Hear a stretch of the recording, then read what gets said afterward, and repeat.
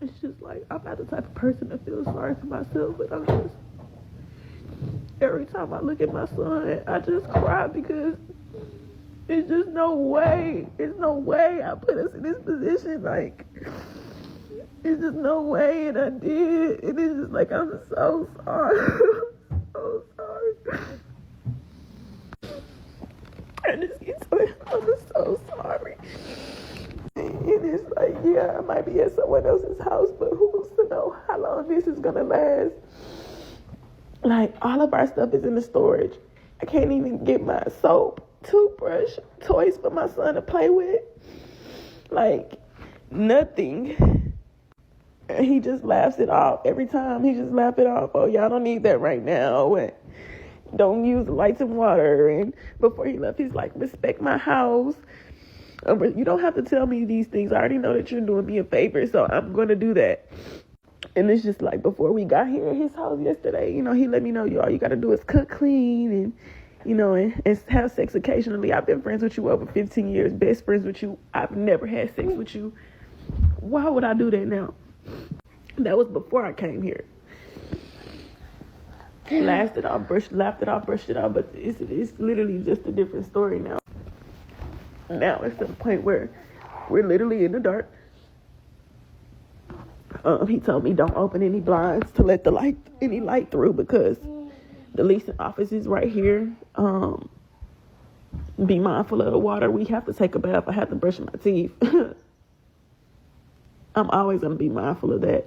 Before he left out to go to work, hey, I'm about to go to work. You know, respect my place.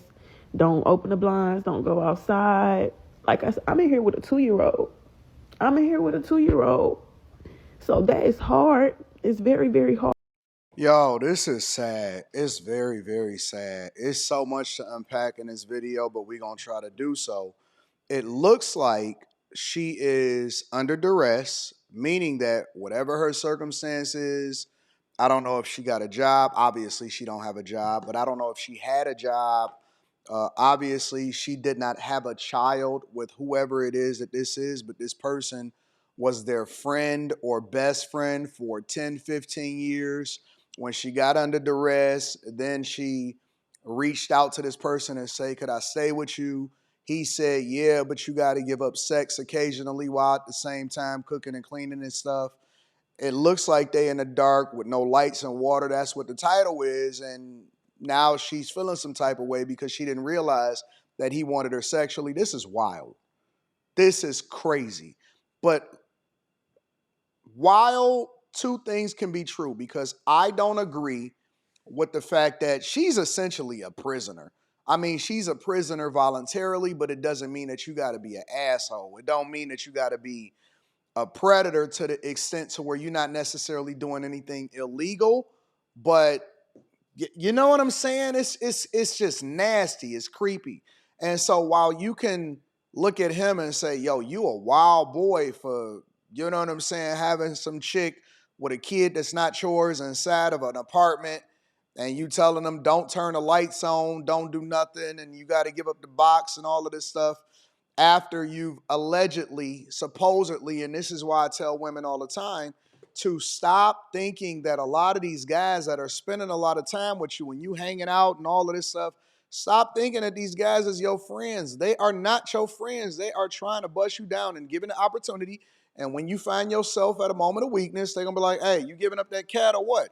Because most people, if they not getting money with you, if they not in a business relationship with you, and that's not saying all, but most people look at everything as transactional. And so if you a woman, think about it from this perspective. If this was the zombie apocalypse and it was towards the end of the world and you was trying to figure out whether or not you wanted to survive and you needed this person, would this person try to bust you down if y'all was the last person on earth if you don't look at him from that perspective? That's kind of the way that I kind of just see life, right? And so when I'm looking at this, and maybe y'all had this conversation on the Millionaire Morning Show, when I'm looking at this, it's sad. It's super sad of what I'm witnessing, while at the same time, we have to also hold her accountable. Why are you, and I need to know, where your baby daddy at? Where your support system at?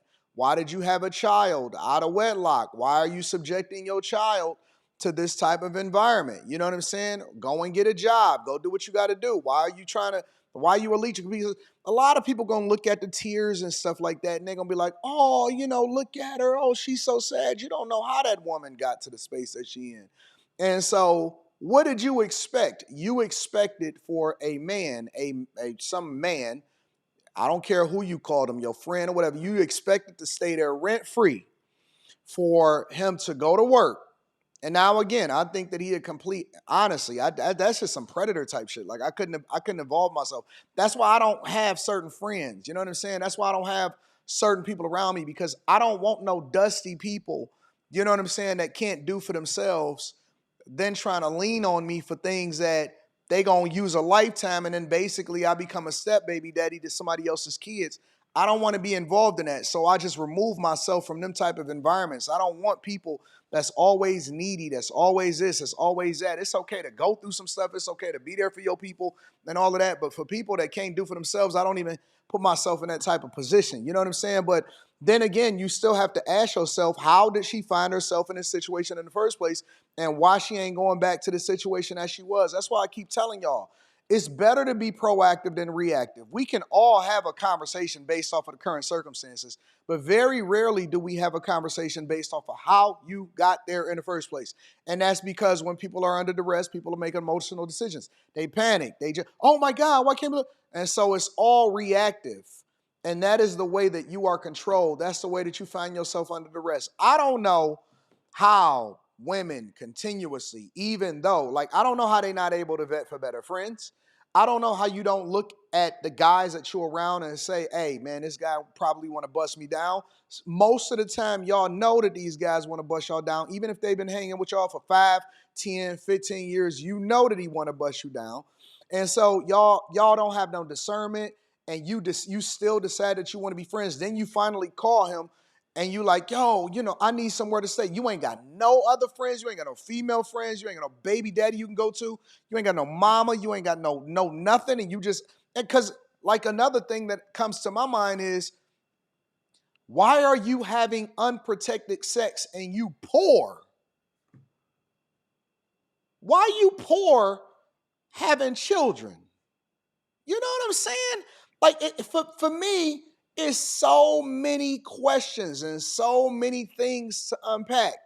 And now you in a place where you can't use the lights or the water. So, okay, so it is lights and it is running water. I looked at that.